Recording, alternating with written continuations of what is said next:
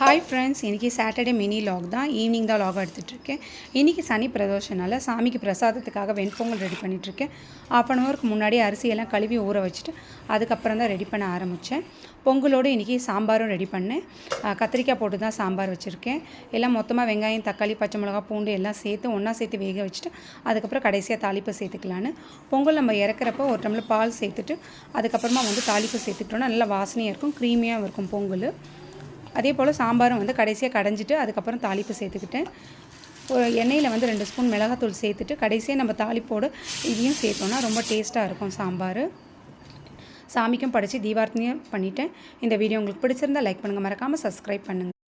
Hi friends, இன்றைக்கி Saturday mini lock தான். Evening தான் லாக் எடுத்துகிட்ருக்கேன். இன்றைக்கி சனி பிரதோஷனால சாமிக்கு பிரசாதத்துக்காக வெண்பொங்கல் ரெடி பண்ணிகிட்ருக்கேன். 1/2 ஹவருக்கு முன்னாடி அரிசியெல்லாம் கழுவி ஊற வச்சுட்டு அதுக்கப்புறம் தான் ரெடி பண்ண ஆரம்பித்தேன். பொங்கலோடு இன்றைக்கி சாம்பாரும் ரெடி